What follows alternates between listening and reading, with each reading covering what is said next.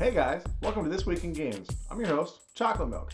This is a show where we talk about what's going on in video games this week. So without further ado, let's get right to it. Overwatch introduced a new character this week, and her name is Bridget. She's the youngest of Torbjorn's daughters and the goddaughter of Reinhardt. And the similarities between Reinhardt and Bridget are apparent from the get-go. She's got a really cool suit of armor, which is very similar to Reinhardt's. She also has a shield where she can protect allies, which is also very similar to Reinhardt's. It's just a little bit smaller. She's also a melee character.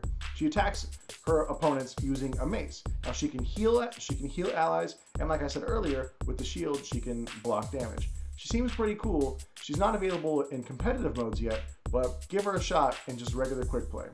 I'm pretty excited to check her out. Now we move on over to the probably biggest battle in gaming right now between Fortnite and PUBG. Both Fortnite and PUBG released mobile versions of their game this week, with Fortnite Mobile only being available to invite access on iOS only, and PUBG Mobile being available to all phones everywhere. And they're both doing really well. As of this moment, PUBG Mobile is the most downloaded game on the App Store and has moved ahead of Fortnite on the US download charts. And not only that, but the game has also managed to snag the #1 download spot in 48 different countries worldwide. Even though Fortnite Mobile didn't have as widespread a release as PUBG Mobile, it's made up the ground with more than enough money. Mobile analytics firm Sensor Towers estimates that Epic has pulled in an estimated $1.5 million from in-app purchases just from Fortnite Mobile alone. Speaking of Epic Games, the creators of both Fortnite and the MOBA Paragon, they have released the assets to the aforementioned Paragon MOBA for people to use with the Unreal Engine. It's about $12 million worth of assets, so that's a lot of money. It's a lot of worth in assets. Paragon was recently shut down, and the servers will close on April something? End of April, somewhere around there. For those of you that play the Elder Scrolls Online MMO, a new expansion was released this week called Somerset. It will take place in the Somerset Isle, which is the homeland of the High Elves. They're going to be finishing up the storyline that was created with the Orsinium DLC in 2015, which involved the invasion of Daedra forces.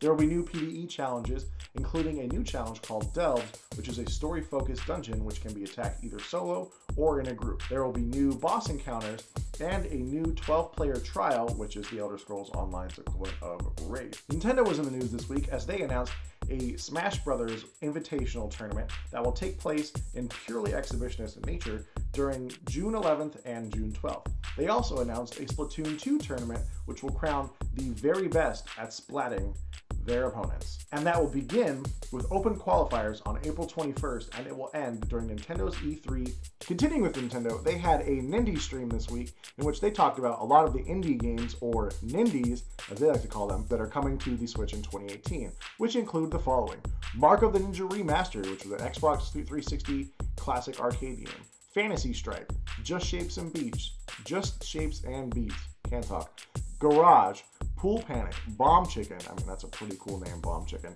Luminous Remastered; Reigns Kings and Queens; Lightfall; West of Loathing; Pod; The Messenger; Bad North, which is a pretty cool little Viking game.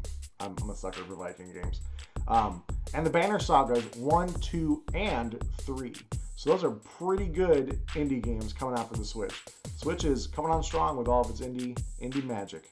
So every week in gaming, there's the regular gaming news, and then there's also that gaming news that's really kind of awkward and quirky. So I'm going to cover a little bit of that quirky, awkward news right now. Recently, the USS Colorado, which is one of the Navy's newest submarines, was released into service off of the naval base in New London, Connecticut. And it came with an unconventional piece of equipment.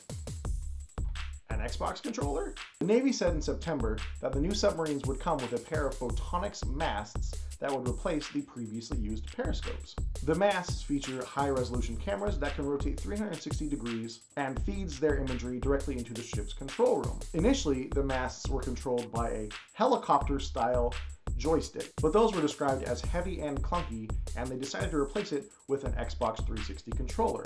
One, it's cheaper, and two, the crew already knew how to use an Xbox 360 controller. Ever wondered where Sonic was born? I didn't, but now we know.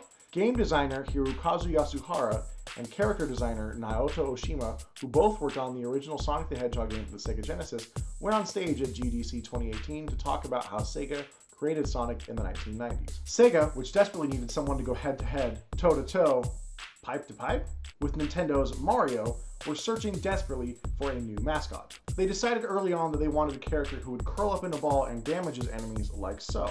Initial ideas for the character included a hedgehog, armadillo, a dog, a porcupine, and even an old man with a mustache. Oshima then said that it was a trip to the States that really swayed his opinion for the hedgehog favor. He went to Central Park and drew up different caricatures of each of the characters that they had in mind and showed it to the public there, kind of taking a quick like, what do you think? What do you think? What do you think? Sonic the Hedgehog was born. So there you have it. Sonic the Hedgehog was born in Central Park, New York. And that old man concept they kept for Sonic's evil nemesis, Dr. Robotnik. So now we've got the top releases for each of the three big consoles.